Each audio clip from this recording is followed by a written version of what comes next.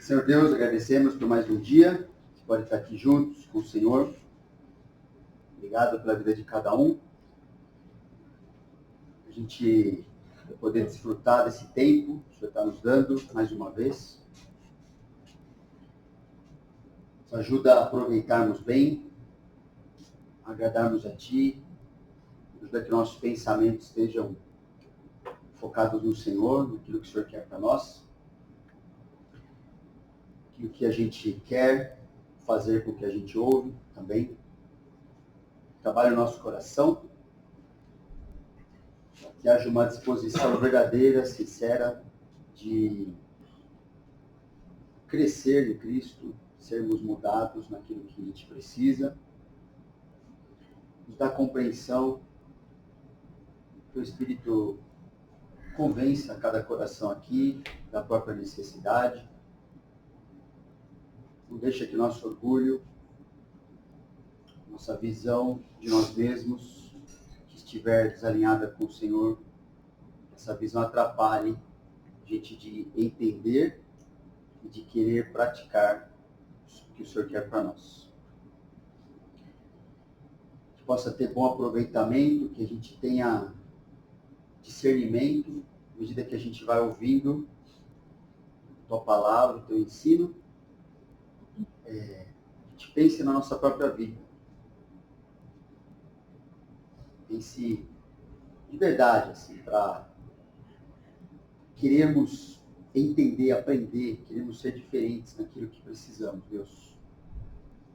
Também pedimos que nós não sejamos confundidos por nenhum pensamento enganoso, nem pela ação do inimigo, com certeza quer nos confundir, quer nos manter satisfeitos com aquilo que o Senhor não se agrada, ou nos acusar daquilo que o Senhor já nos perdoou também. Que seja o Senhor trabalhando em cada coração, Deus.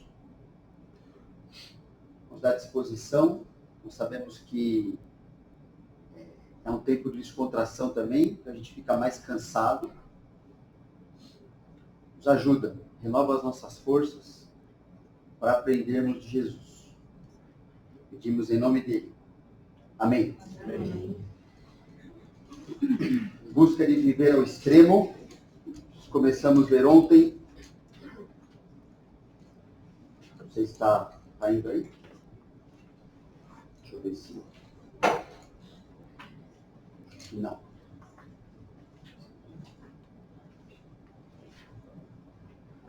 Deixa eu ver se ele vai. Agora, obrigado. Ontem nós vimos que viver ao extremo é a vida de Jesus Cristo mesmo. A vida que ele viveu e a vida que ele propõe. Jesus é a pessoa mais importante que existe, porque sendo Deus é o centro da história da humanidade. A gente viu isso ontem. A vida de Jesus é a mais radical que existe, porque somente a sua vida é capaz de restaurar a nossa vida, restaurar tudo que o pecado estragou. Sabe que vai ter um tempo onde vai restaurar todas as coisas que Deus criou. Vimos que a vida de Jesus também determina a vida dos seus discípulos. Quem é discípulo do Senhor Jesus, sua vida já está determinada, já é segura do fato de que sua vida tem que ser como a dele. Nós vimos nessa relação que existe uma relação que determina mesmo, não só a nossa vida, mas a nossa missão de vida. Baseado lá em Lucas 9, versículo 22, 23, essa relação que a gente começou a ver, dizendo, Jesus falando, é necessário que o Filho do Homem sofra muitas coisas, seja rejeitado pelos anciãos, pelos principais sacerdotes, pelos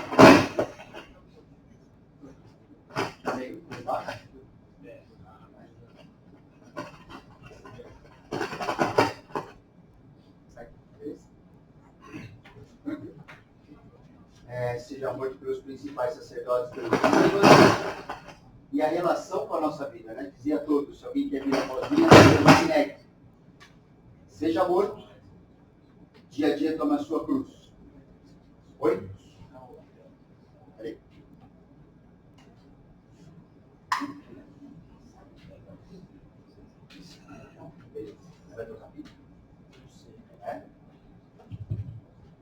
Tá bom.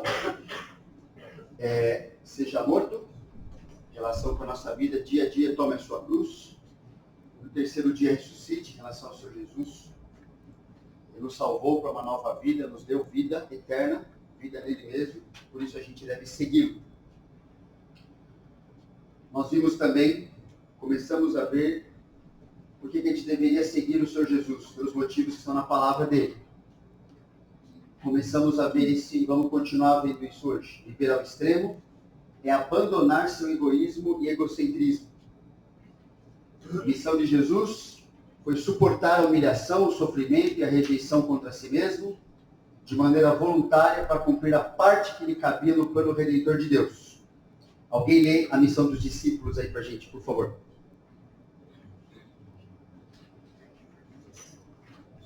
Suportar a humilhação, sofrimento e rejeição contra si mesmo, de maneira voluntária, para que ao seguir a Jesus você aprenda a esquecer de si mesmo, abrir mão de desejos e direitos, para cumprir a parte que lhe cabe no plano redentor de Deus.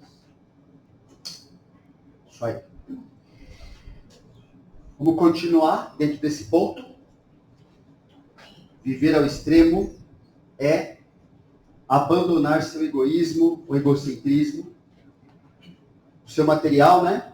Há 3 condições para a vida radical ou discipulado, a vida ao extremo, mesma coisa, que é proposto por Jesus. Página que está aí no material? 10, ok. 3 condições. Que vão ser quais? Negar a si mesmo, tomar a sua cruz, seguir ao Senhor Jesus. Vou começar bem da primeira. Negue a si mesmo. Significa uma decisão que você toma de abandonar o interesse próprio na vida centrada em si mesmo. Porque adquiriu interesse na vida centrada em Jesus. Percebe? Não é abandonar o interesse pela sua vida. Não é ficar desleixado, relaxar, não se importar com a sua vida. Não. É abandonar o interesse próprio em viver para si mesmo. Para viver para Jesus. Tem uma citação aí. Negar a si mesmo significa recusar-se a pensar ou expressar preocupação com, desconsiderar, não prestar atenção, dizer não. Às vezes, o significado pode ser expresso de maneira figurativa e idiomática. Por exemplo, recusar-se a prestar atenção ao que os próprios desejos estão dizendo. A gente tem essa luta o tempo todo. Meu coração, seu coração, vive motivado por algum desejo. Não tem como sair disso.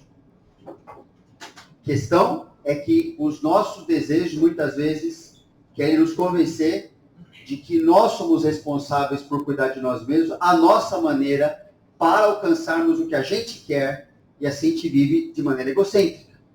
Pecando, inclusive. Ou significa negar a si mesmo também, recusar-se a pensar sobre o que se quer para si mesmo.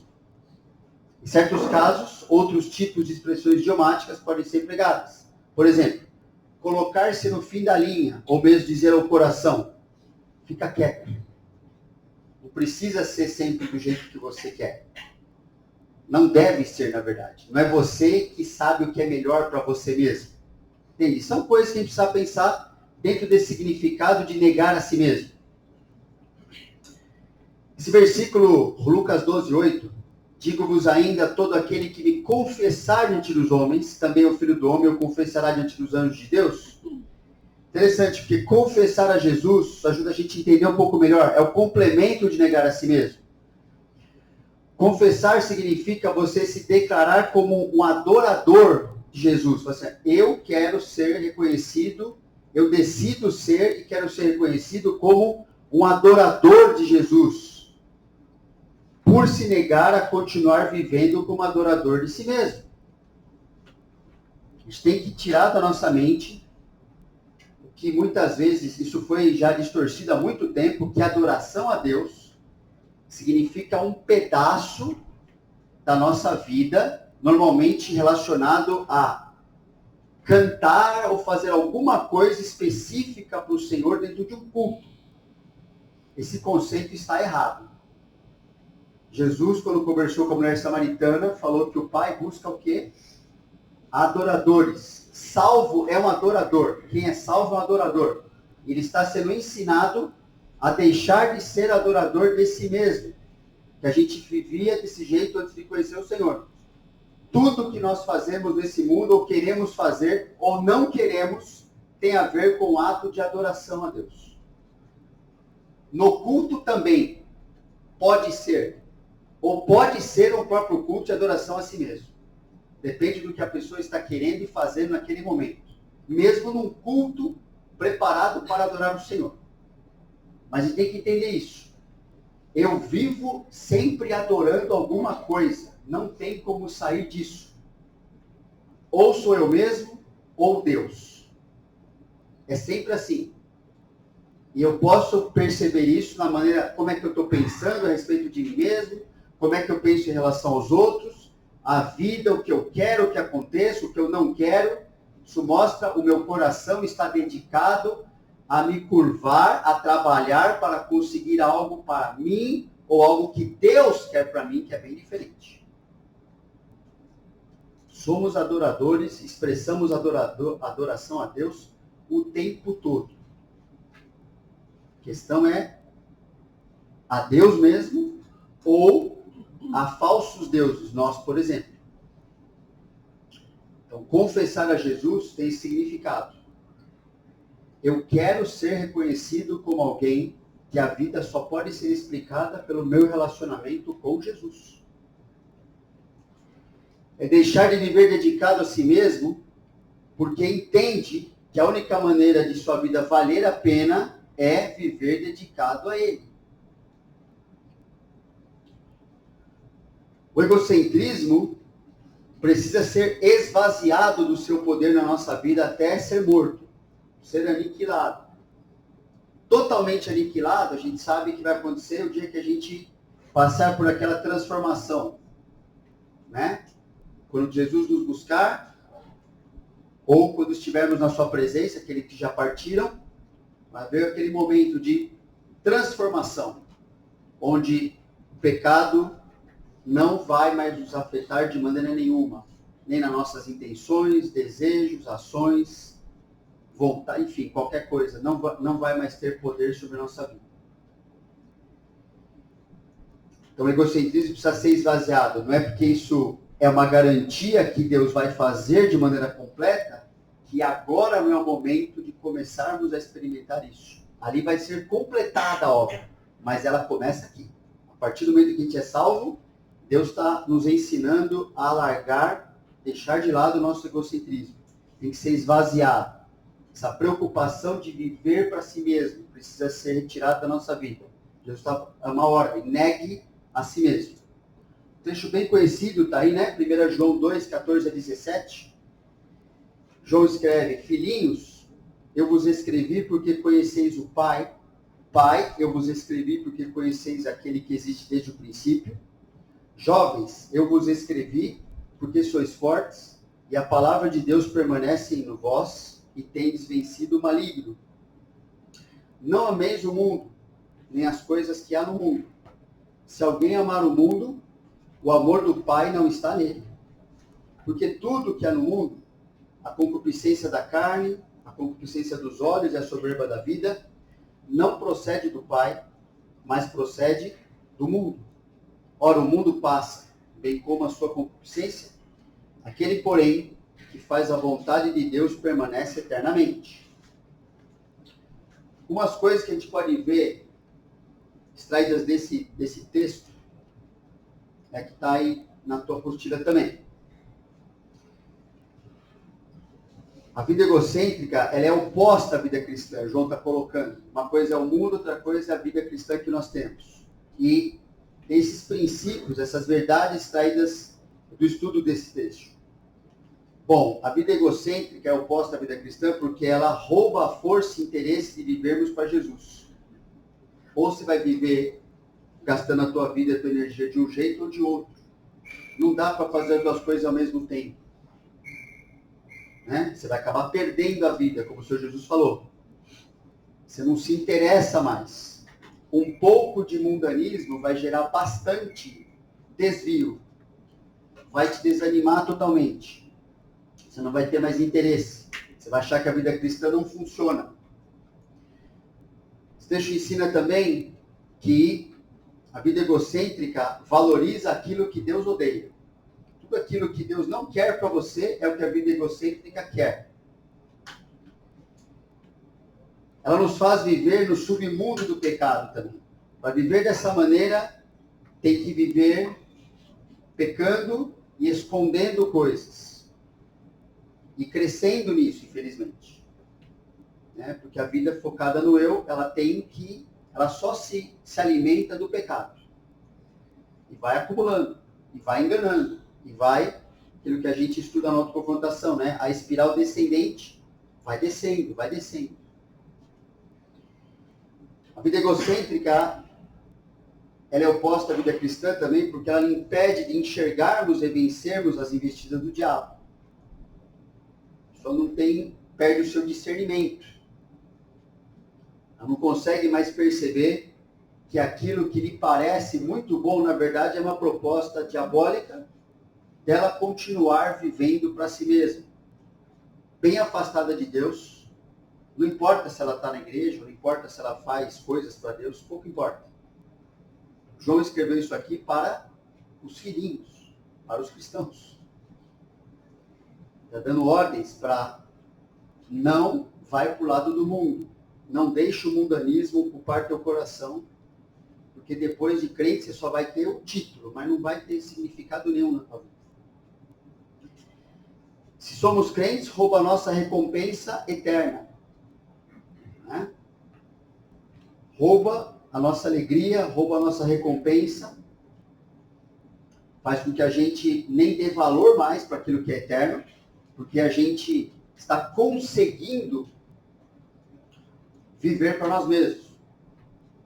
E Jesus falou bastante disso nos evangelhos. Aquelas passagens, por exemplo, quando as pessoas faziam algo, Jesus, lembra que ele conhecia as intenções de cada pessoa que ele encontrava. Ele fala assim, né? Aquelas passagens que dizem, então, se você fizer isso por esse motivo, então você já recebeu a sua recompensa. Os homens te exaltaram, parabéns. É isso que você vai ganhar, só isso. Ah, você conseguiu aquilo por meio do pecado? Ótimo. Você vai ficar só com isso mesmo. Já recebeu. Se somos descrentes, pior ainda. Nos engana com a ilusão de que eternidade não é importante. Né? Acha que o ímpio vive assim, né? Salmos falam isso, né? O ímpio vive de uma maneira como se Deus não existisse. Não. Deus não existe. Por isso, Deus não existe. Então, eu vou continuar vivendo assim e daqui a pouco a morte o encontra e ele vai perceber que Deus existe. Para sempre ele vai perceber que Deus existe, só que não tem mais como voltar para o lado certo. A vida egocêntrica é difícil de ser percebida porque nos engana por meio dos nossos ídolos. Tem um diagrama aí, né? No teu material também. Uma figura. Isso. Tá aí. Nossos ídolos. E João, que a gente acabou de ler esse trecho, a gente vai ver de maneira mais detalhada, né? Vai falar desses três ídolos. Não é? Quando a pessoa está no centro da sua própria vida, quando ela acredita que ela é importante, que ela precisa ser exaltada, que o que as pessoas pensam dela, ela precisa sempre se preocupar com isso, que o tempo que ela gasta no que ela pode impressionar pessoas, que ela pode viver para as pessoas adorarem a ela está com certeza dentro desse esquema aí de idolatria. A primeira que aparece aí, no seu material, é o egocentrismo dos prazeres carnais e sensações, que João chama de a concupiscência da carne. Egocentrismo dos prazeres carnais e sensações. Significa você tentar viver para satisfazer os prazeres que você acha que você precisa ter. Tem uma frase aí, né? Viver para satisfazer os prazeres consome o prazer de viver. As pessoas estão sendo motivadas hoje por adrenalina, dopamina, não é? Ficar despertando os seus hormônios o tempo todo, sendo estimulado o tempo todo, para ficar sentindo algo o tempo todo. Isso é viciante, isso é um ídolo. A pessoa acha que é normal ficar sentindo o tempo todo um monte de sensações, de prazeres, sendo estimulada. Bom, não quero entrar muito nisso, vamos só mencionar porque isso tem afetado essa geração inteira. Através de tela, através de um monte de coisa, cada vez vai ser difícil, muito mais difícil, pegar um livro de papel, por exemplo, e tirar proveito daquilo. Porque tudo tem que ser estimulado, tudo tem que te dar uma recompensa imediata. A vida cristã não tem a ver com recompensa imediata. Tem a ver com bastante trabalho, bastante esforço, cai e levanta, é um processo difícil, vai levar a nossa vida inteira para a gente ser transformado. Ainda Deus vai ter que completar totalmente no final. Não tem a ver com recompensa imediata. Só que a gente é criado numa sociedade hoje onde isso é virtude. Né? Você ficar sentindo o tempo todo alguma coisa. Seja como recompensa, seja como estímulo para você fazer o que você precisa. Isso não é vida de gente madura, inclusive. Né? Você precisar o tempo todo se sentir bem para fazer o que você precisa, você vai deixar de fazer muita coisa que você precisa. Você não vai se sentir bem fazendo. Mas você precisa fazer. Então a gente está sendo levado nessa direção. Isso só funciona, está certo, porque já foi implantado nas pessoas que o correto é elas serem egocêntricas, elas virem para si. Né? A motivação é para isso, as coisas funcionam para agradar você. Faz um teste. Pense nas suas expectativas frustradas, por exemplo. Como é que é a tua reação na hora? Buscar a Deus para entender o que aconteceu? Ou reagir de maneira pecaminosa? A gente pode pensar no nosso coração, é fácil de discernir. Né? Se algo não acontece, se eu sou privado de alguma coisa que eu acho que eu mereço, algum prazer, alguma coisa, logo eu reajo. Todo prazer que não pode ser aprovado por Deus traz destruição e escravidão. Como esse verso, por exemplo, Provérbios 5, 7 a 13.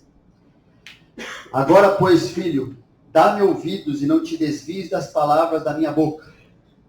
Afasta o teu caminho da mulher adulta e não te aproximes da porta da sua casa, para que não des a outrem a tua honra, nem os teus anos a cruéis, para que dos teus bens não se fartem os estranhos, e o fruto do teu trabalho não entre em casa alheia.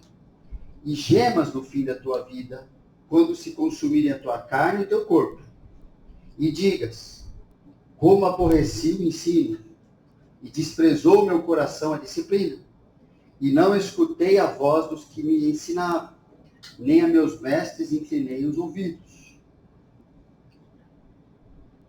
Precisa chegar nesse fim da vida desse jeito? Não precisa. Mas é um caminho, é uma escolha, não é? E essa pessoa não acordou querendo chegar nesse ponto, pode ter certeza disso. Só que é um exemplo, né? Um exemplo meio extremo, né? Usando o adultério, eu estou usando a questão do adultério aqui, mas onde começa, quando você lê o livro de Provérbios, começa onde começa qualquer pecado, qualquer desvio. Ou eu vou viver no temor do Senhor, me preocupando com o que Ele pensa, com o que Ele quer, com aquilo que é verdade, com tudo que ele coloca, todo o processo trabalhoso da disciplina de viver para o Senhor. Por exemplo, a gente está aqui agora fazendo isso. Né? A gente não sabe cada coração, mas Deus com certeza sabe que cada um quer estar sentado aqui nessa manhã. Mas é um tipo de disciplina. Né? Ao invés de estar lá fora tomando sol, a gente está aqui dentro, meio apertado, com algum conforto, lógico, mas é uma disciplina. Quando eu abandono disso, eu falo assim, não, mas eu não quero viver, eu quero viver como eu quiser. Ok. Viver como eu quero, viver de maneira egoísta, egocêntrica, é o caminho de depois ter esse tipo de vida, de chegar nesse ponto. Por quê? Porque tudo na vida dessa pessoa agora, a partir do momento que eu estabeleço, eu sou a pessoa importante, eu preciso ser agradável, eu preciso que as coisas aconteçam do meu jeito, eu preciso ter prazer a qualquer custo, vai fazer com que essa pessoa coordene a sua vida, organize sua vida para viver do seu jeito e vai reagir contra qualquer pessoa que vai tentar impedir de viver desse jeito. Então, esse é o caminho. O oposto é viver na sabedoria do Senhor. Para ter sabedoria, tem que ter temor a Deus. Nosso irmão Rogério relembrou a gente 2 domingos atrás, hein? Não é? Por 2 domingos. Como crentes, a gente pode gastar um dia inteiro no entretenimento. Não pode? Não é difícil fazer isso, se a gente quiser. Mas, essa mesma pessoa acha difícil orar por meia hora. E evangelizar, então, não acontece por falta de tempo. É ou não é? Quantos dias é que a gente passa, às vezes, sem ter a preocupação se eu vou ter um tempo com Deus, se eu vou falar de Deus para alguém, seja para um crente ou um descrente? Será que Deus aceita realmente a nossa falta de tempo?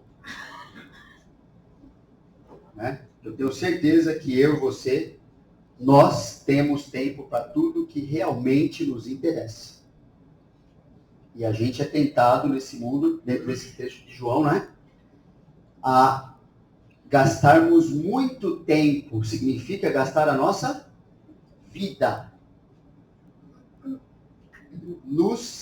Tentando nos satisfazer.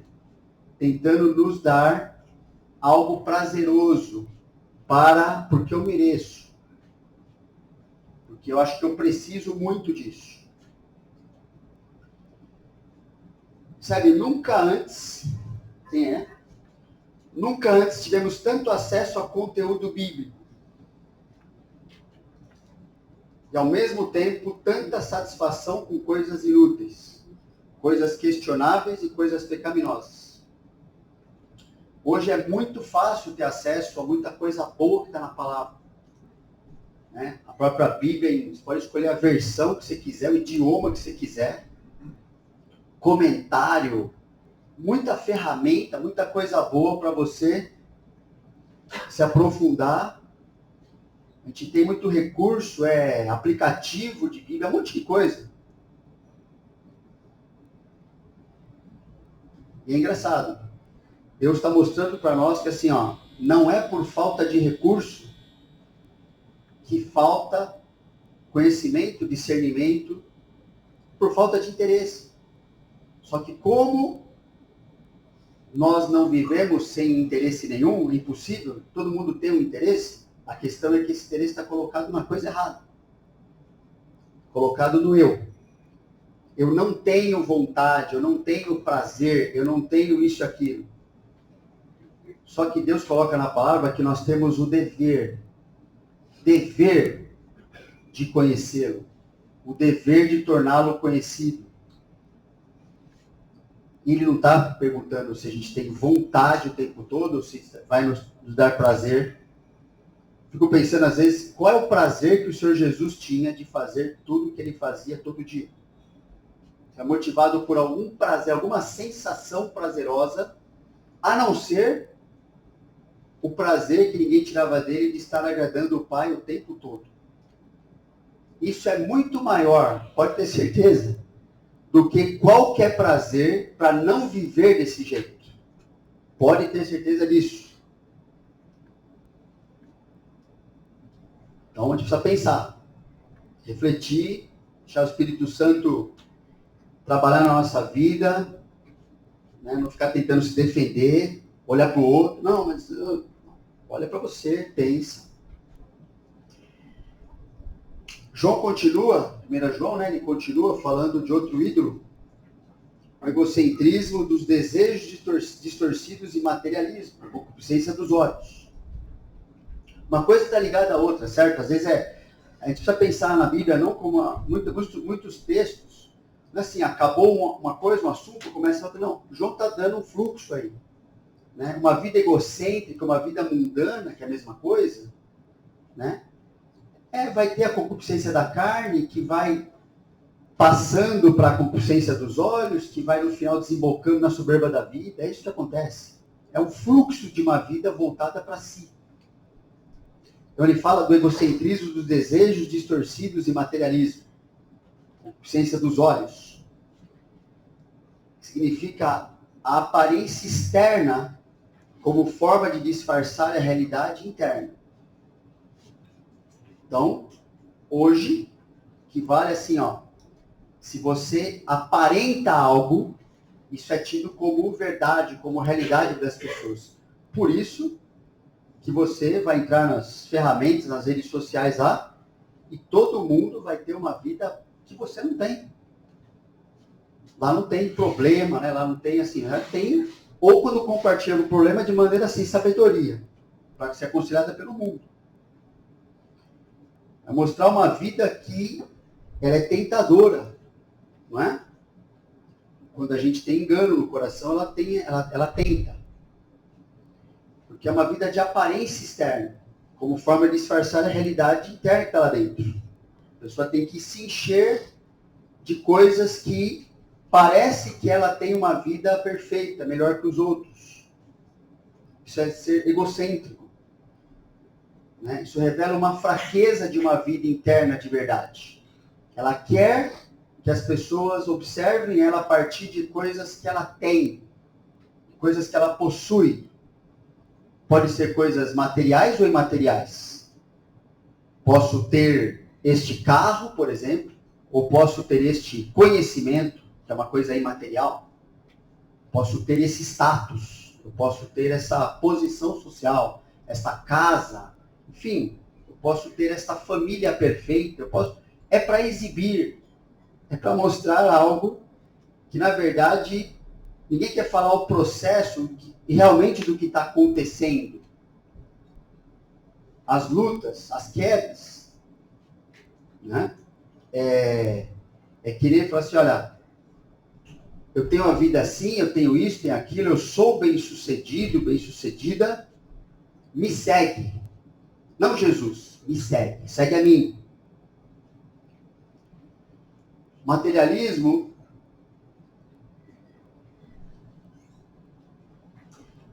significa o consumismo que consome a sua vida. Não é errado ter coisas, Deus nos dá coisas, a Bíblia fala. Inclusive para o nosso prazer, a Bíblia fala. Que não pode haver a inversão disso. Se ele tirar, não pode tirar o meu prazer. Tem que tomar cuidado. Materialismo significa o consumismo que vai consumir a sua vida. Que Paulo, por exemplo, colocou para Timóteo, lá o pastor que ele estava treinando, né? Que ele diz assim, ora, os que querem ficar ricos caem em tentação. Não está falando que os que são ricos caem. Os que querem, os que estão vivendo para isso, caem em tentação. E cilada. E em muitas concupiscências insensatas e perniciosas, as quais afogam os homens na ruína e perdição.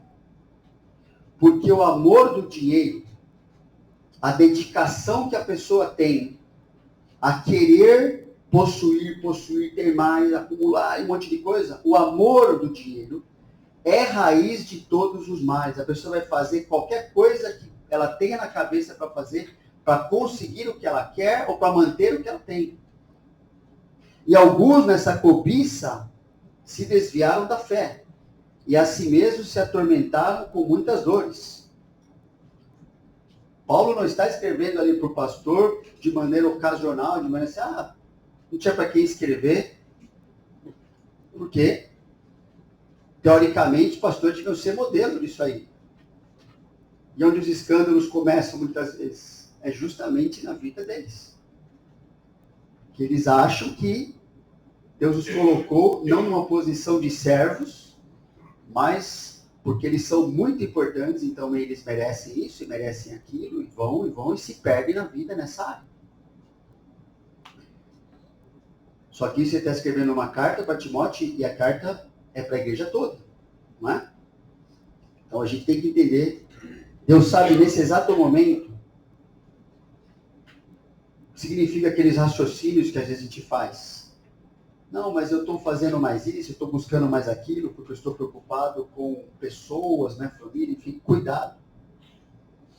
O trecho está falando, talvez a gente tenha a tentação de querer possuir, de querer ter mais coisas do que eu preciso, enfim. E isso sempre é uma tentação e uma cilada. E nós não podemos brincar com a tentação, né? Porque normalmente, pouco de brincadeira com a tentação é queda na certa. Principalmente porque essa tentação aqui, esse tipo de coisa, percebe? Não é algo externo. O apelo do consumismo é externo. Mas isso é interno. O que você faz para vencer uma tentação interna? Você foge. Você não fica perto dela. Tentação externa, você olha lá, bom, beleza, não preciso ficar perto daquilo. Mas algo que é interno, ele fala de coração aqui, de ídolos, fala de a pessoa querer os seus desejos. Você tem que combater isso como algo que você realmente odeia e quer eliminar da sua vida. Senão, sutilmente, e depois não tão sutilmente assim, é o que vai acontecer. Vai acabar se perdendo nessas coisas.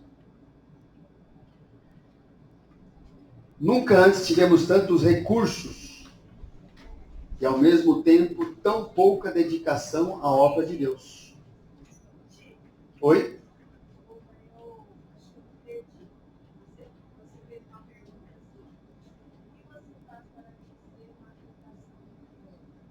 Uma tentação interna. Você foge. Como José, né? Você foge da... Bom, a externa está ali, você pode combater, você pode, né, apagar. A interna do seu coração. O que José fez? Bom, ele fez as duas, né?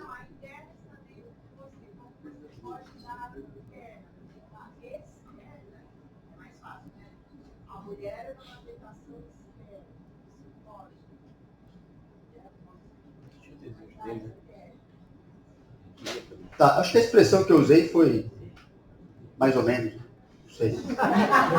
Não, mas mas José, deixa eu explicar. José queria também, de certo modo. Sim. Essa questão. José, sim, está usando esse exemplo, né? José fugiu, era uma mulher externa, certo?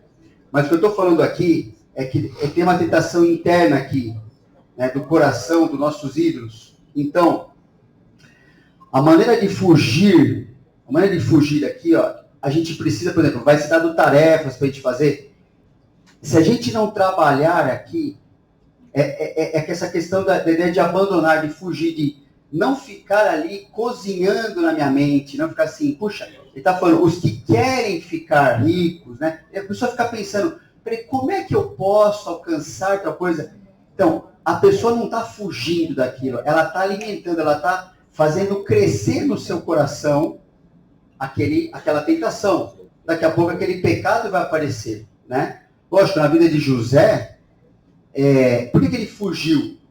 Porque ele já tinha fugido antes do seu coração daquilo. Ele já tinha determinado o seguinte, ó, Deus é a pessoa importante na minha vida, então, internamente, ele não estava sendo tentado em relação àquilo, ele estava assim, ó, eu já estabeleci que o meu relacionamento com Deus é suficiente para mim. interno está resolvido. É que Paulo está falando aqui para Timóteo, Timóteo, cuida do teu interno. Porque senão, o externo, você vai cair também. É o que vai acontecer. Então, José disse não para a tentação, para a mulher de Potifar ali, porque internamente ele já tinha feito a sua lição de casa. Já falou assim, ó, eu já determinei para mim, a minha vida não vai ser para mim mesmo, vai ser para meu relacionamento com o Senhor. Aí, externamente, foi fácil fugir, né? E sofreu consequência por fazer o que é certo, né? Então, talvez fugir seja o melhor termo, né, que eu usei para a parte interna. Mas deu para entender? Deixa eu só complementar. Interessante a expressão de José. É o que você falou, ele fugiu lá no coração. Como eu cometeria tal traje contra Deus? Isso, na cabeça dele, ele fugiu porque ele olhou para a mulher e olhou o traje que ele cometeria contra Deus. Sim. O coração dele estava preenchido com o Senhor. Isso. Então, pastor, não tem espaço para você, mulherzinha de outra pessoa. Não tem espaço. Porque o coração já está preenchido. Agora, Paulo está alertando Timóteo e fala assim, Timóteo, se você deixar o seu coração começar a ser preenchido por essa tentação, quando aparecer a oportunidade, pode ter que você vai cair. Porque a coisa vai crescendo, né? Ou seja, a vida, o que a gente está falando aqui? Vida egocêntrica, voltada para si mesmo, versus uma vida cristocêntrica, focada em Deus, no que Ele quer para mim, ok? Então, esse é o exercício. Nunca antes tivemos tantos recursos e, ao mesmo tempo, tão pouca dedicação à obra de Deus. Não é verdade isso? Pensando, né, se você, olha a história da igreja, por exemplo, com bem poucos recursos e com os recursos sendo tirados, inclusive, dos nossos irmãos, a igreja que começou lá em Jerusalém, foi expandindo pelo mundo romano, com bem poucos recursos. Engraçado que Paulo chega lá em Colossenses e fala que para eles que o mundo já tinha sido evangelizado. E nós, 2000 e tantos anos depois, com tantos recursos de todo tipo, financeiro, tecnológico e tal, ainda há muitas pessoas, milhares e milhares de pessoas, que sequer ouviram a primeira vez a mensagem de Jesus. Não, a gente não está falando isso para... Não estou acusando, eu sou melhor do que... Você sabe disso, somos todos iguais aqui, né? Mas é uma coisa que a gente tem que pensar. Cada um na minha vida, você na sua. De que maneira egocêntrica a igreja como um todo está vivendo. Né? Que raio de coisa que acontece que há pessoas com acesso que a gente tem hoje, com tanta estratégia, pensando assim, quanto que missões já discutiram sobre essa forma, aquela, materiais e conferências e mais conferências e um monte de coisa, discussões, algo que novos convertidos de Atos 2 para frente alcançaram o seu mundo lá no meio da perseguição e fugindo de um lugar para o outro e não tinha muita estratégia, vamos dizer, como a gente encara hoje. Mas tinha uma dedicação a entender assim, o cara era convertido, bom, Jesus me salvou, é lógico que agora eu sou dele. É lógico, então, que a minha vida vai servir para o que ele quiser. É lógico que quando ele me mandar, é dele que eu vou falar para as pessoas. Não tinha muita... É nessa simplicidade que as coisas acontecem. Não é? Porque se ficar elaborando de maneira mais isso e aquilo, é lógico que alguns pensamentos estratégicos, né? Como é que a gente vai... É melhor, você tem que ter critérios, tudo. No contexto de perseguição, peraí, você vai como agente de Deus dessa forma ou de outra? Como é que você entra nesse lugar? Como é que você permanece ali? Tem coisas para pensar. Agora, a gente tem acesso a isso. E, muitas vezes, falar a verdade, né? O teu vizinho de muro não sabe que você é um filho de Deus. Não precisa nem ir para o outro lado do mundo. Certo? E tem que entender o seguinte, estamos chamando a atenção aqui, se a minha vida não é egocêntrica, ou eu estou querendo me livrar disso, se minha vida é cristocêntrica, então, eu não sei se há mais cristãos ali onde eu moro, eu não sei o que acontece ali, mas uma coisa eu sei. Eu sou cristão. Se tem outro, se vai começar um culto doméstico, não interessa isso. O que interessa é assim, ó.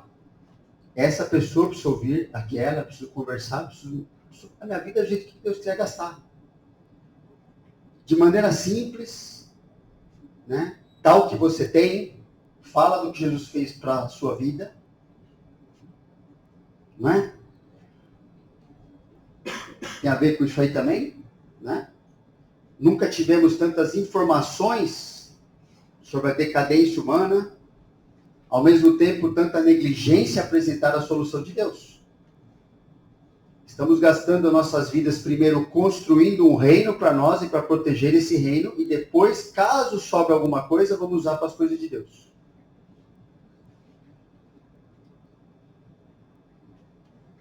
Precisamos pensar nisso. Precisamos. Assim, a gente fala, sabe, tem acesso a tudo que acontece no mundo. Do outro lado do mundo a gente sabe o que está acontecendo. E parece que, assim, não é natural. Precisa ser mais natural para o cristão, porque ele tem nova natureza, então tem que ser mais natural para o cristão. Ele ligar na hora na sua mente. Bom, isso que está acontecendo, como é que eu me envolvo? Como é que Jesus se envolve nisso por meio da minha vida? Tem que ser mais rápido essa ligação. E fazer alguma coisa mais rápido. O egocentrismo de ser aprovado e exaltado pelos outros, que é a soberba da vida. Que no final junta os outros dois, né? A consciência da carne, a consciência dos olhos, acaba desembocando nisso aqui. Nos achamos tão importantes que queremos que todos nos aprovem, todos nos sirvam, todos nos adorem.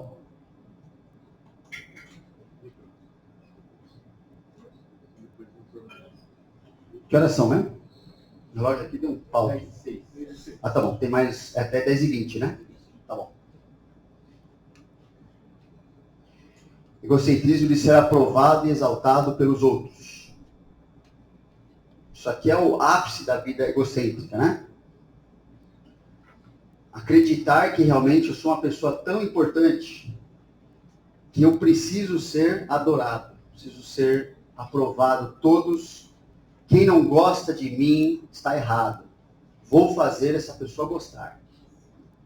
Quem não concorda com tudo que eu penso está errado. Vou fazer essa pessoa concordar. Essa pessoa tem que olhar para a minha vida e ver, nossa, é você que eu quero ser. Você é o máximo, né? Mateus 23, 5-7, depois versículo 12, Jesus falou a respeito dos fariseus.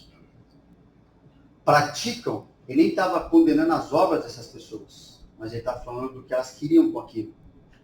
Praticam, porém, todas as suas obras com o fim, com o objetivo de serem vistos pelos homens, pois alargam seus filactérios, alongam as suas franjas, amam o primeiro lugar nos banquetes e as primeiras cadeiras nas sinagogas, as saudações nas praças e os serem chamados mestres pelos homens.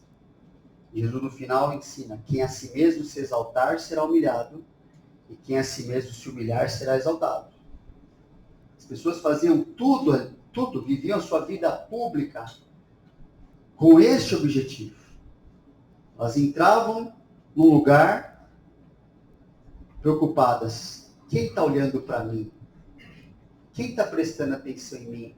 O que eu vou mostrar? Que face? Qual é o melhor jeito de eu mostrar para as pessoas? Como é que eu vou impressionar? Deixa eu me arrumar aqui, olha, eu quero que as pessoas vejam isso, vejam aquilo. Eu quero que elas observem. Não, isso não pode. Isso não.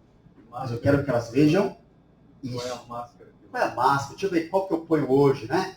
Deixa eu ver. Hoje é dia de alegria. Eu vou botar essa. Hoje a programação é assim, então eu boto aquela. Nossa, não, eu não posso. Isso não quero que veja a meu respeito. Mas isso sim.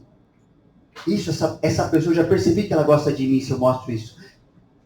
Eu sempre vou fazer isso para você. Então, assim, tudo que acontece na vida de alguém que é egocêntrico, está preocupado. Qual é a maneira melhor de impressionar os outros? Qual é a maneira de conseguir que as pessoas olhem para mim e todo mundo me adore? Todo mundo. Todo mundo gosta de mim. Eu quero ser a referência na vida dessas pessoas. Na verdade, eu quero ocupar no coração delas um lugar que só Deus devia ocupar. Eu quero ser essa pessoa. Eu preciso disso. Por que eu preciso disso? Talvez lá dentro está vazio. Né? Talvez o que Jesus fez não é suficiente, se é que ele fez. Não. Felizmente, essa pode ser a principal motivação de muito do que fazemos, inclusive do que fazemos para Deus. Não é? Não pode ser? Nunca antes tivemos tanto acesso à comunicação, não só à informação, mas a maneira como a gente propaga as coisas. Fala, se comunica, tudo quanto é jeito. E ao mesmo tempo, o assunto que mais falamos é sobre nós mesmos. Porque nós somos muito interessantes, não é? Muito importantes. A gente exibe a futilidade da nossa vida. Nossa alegria é ser curtido. Nossa alegria é ficar famoso. É acreditar que somos dignos de sermos seguidos. Ganhar dinheiro fácil com isso, inclusive. Se autopropagar, se autopromover. Manter a sua imagem boa para as pessoas olharem você. Até usando o nome de Jesus para isso. Que entre cristãos fica bonito fazer isso, né? O que acontece às vezes. Né? Acreditar que assim, olha, eu preciso ser seguido. Porque há ganho com isso, de vários tipos. Por que será? Tem uma coisa no seu material, né? Acho que tem aí. Por que será que surgiram tantos gurus espirituais entre os crentes? Quando você olha a vida dessas pessoas, eles estão falando de coisas muito básicas. Coisas que você ouve na tua igreja local há muito tempo, já não dá mais importância, mas porque certas pessoas falam as mesmas coisas, aí vira importante. Isso quando me ensinam que é errado, que é pior ainda, né? Por que surgiram essas pessoas? Eles são bem espertos, né? Ao invés de cuidarem das suas igrejas, de ficarem lá pastoreando o que Deus falou para eles fazerem, que às vezes ninguém vai saber o que ele está fazendo, isso é algo que incomoda muito essas pessoas. Então, eles, ao invés de cuidar da sua vida e da vida dos outros, que Deus colocou a seu cuidado, eles são espertos, eles têm necessidade de se tornar o centro da vida de outras pessoas. Então, eles percebem, porque eles são espertos, a enorme carência da verdade, uma carência de preparo, ou seja, um despreparo em relação à vida cristã. E os crentes que mais valorizam personalidades também são os mais que desprezam o pastor em suas vidas. Pode ter certeza disso. Sempre lá fora é melhor. Sempre o que o outro disse, normalmente a pessoa nem liga. Eu já vi muitas e muitas situações na nossa igreja isso aí. A pessoa fala, nossa, você não imagina que eu assim, é mesmo? Pensando assim, isso foi ensinado no ano tal, já falando disso aqui e tal, mas não fizemos propaganda, né? A questão é que a embalagem, pessoal, a gente vive num mundo onde a embalagem hoje é o que é mais importante. Não é o conteúdo, é a embalagem. Por isso que vende, né? Então, ouvir a mesma coisa de uma pessoa que para você é importante, parece que vale mais. Será que Deus pensa assim? A Bíblia fala que Deus escolheu as coisas loucas, desprezíveis, as que não eram nada e continuam não sendo mesmo. E só o que está dentro do vaso lá, que é Jesus, é o que importa, para justamente envergonhar as que se consideram isso e aquilo. Né? É assim que o raciocínio do Deus verdadeiro é. não estão preocupados, Deus não está preocupado com... A única personalidade importante é ele, né? Não tem mais ninguém que ocupe essa posição. Inclusive, ele não permite divisão da sua glória com pecador nenhum. Então é importante a gente pensar nisso, né? Cuidado com ficar exaltando esses gurus espirituais. Isso mostra algumas coisas em relação ao seu próprio coração. Você está se tornando cada vez mais vulnerável. Ok? Às vezes é aquilo que é certo, só que o nosso coração funciona assim. Quando eu começo a ouvir, a valorizar muito uma certa personalidade, no começo, por aquilo que ela ensina que é certo, sabe o que acontece depois de um tempo? Com todo mundo? Ela pode ensinar depois do tempo qualquer bobagem que você também vai seguir. Porque agora no seu coração, o que ela fala é importante. Ela é alguém que é importante na sua vida. Não importa agora o que ela ensina. E isso que é o perigo. Oi. Eu estou tendo experiências assim, bem interessantes. Nós temos uma discípula lá no Unicamp. E ela veio compartilhar comigo sobre pessoas que estão escrevendo, inclusive, livros, que estão afirmando que milhares de crentes estão seguindo, que todo crente deve ser rico. Deve ser rico? Rico? Quem deve ser rico? E ela deu para mim um livro, porque dizendo que essa pessoa, esse coach, é crente.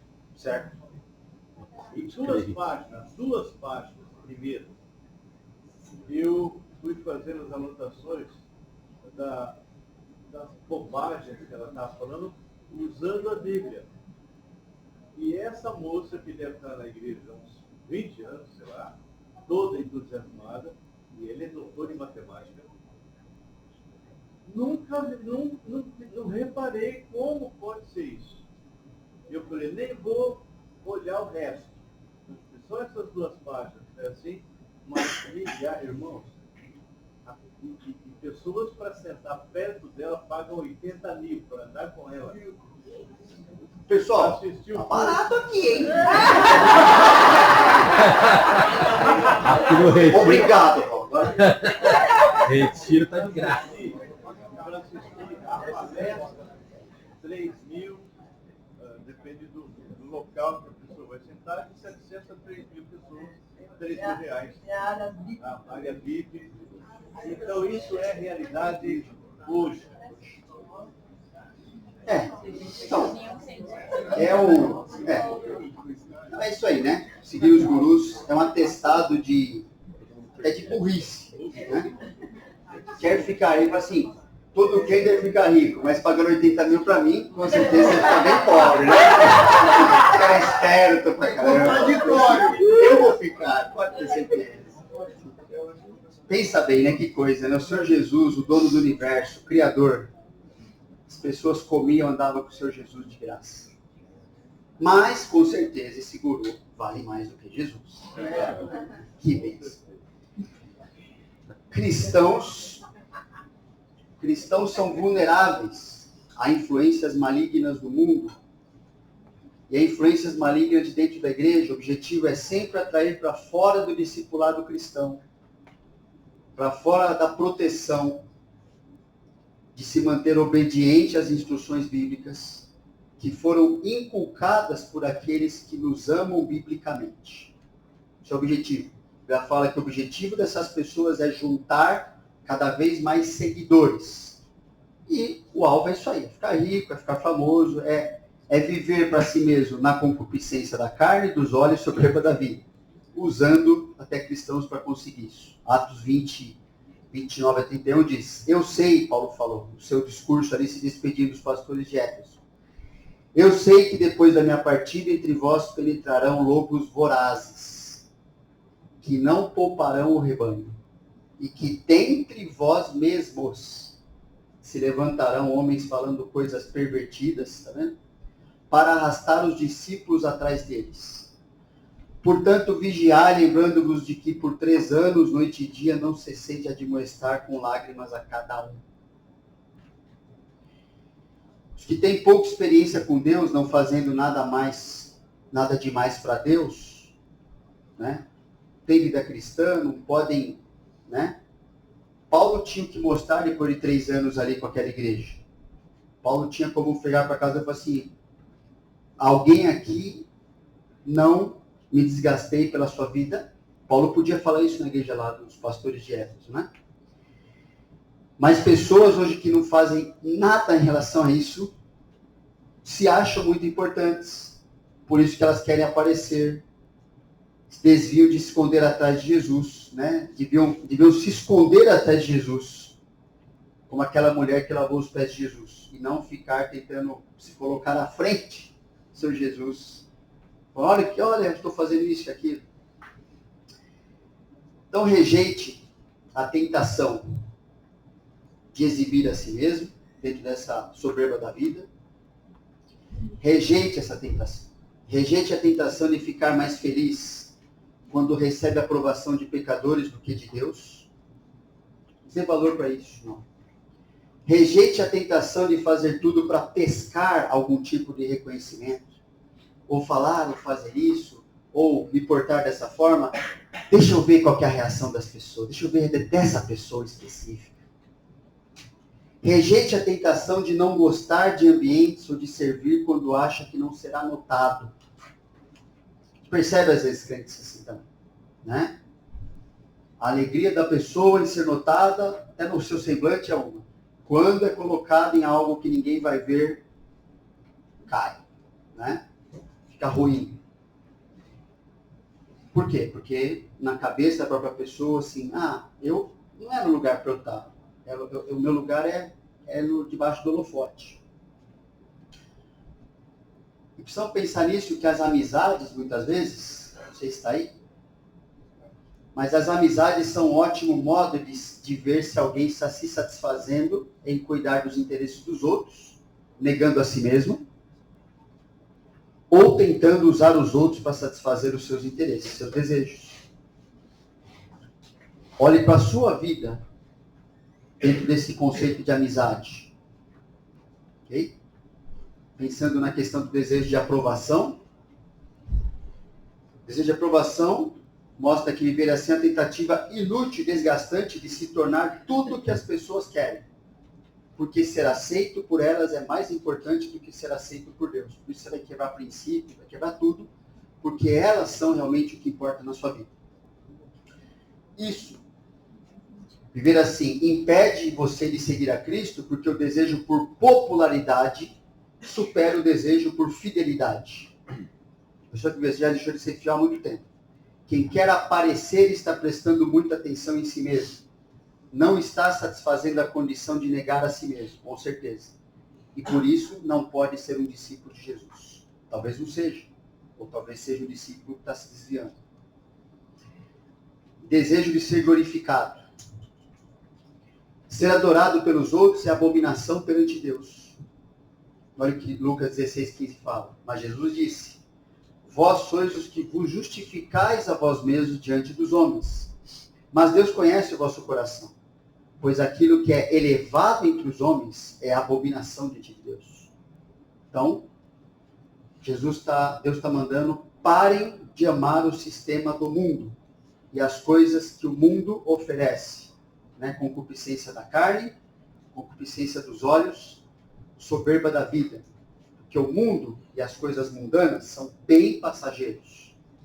Mas viver conforme o que Deus planejou para a sua vida tem valor aqui, transformar em valor eterno. Você saber que vai para a eternidade agradando a Deus. Amém? Amém. Vamos para o nosso intervalo agora. 10 minutos a gente retorna, tá bom?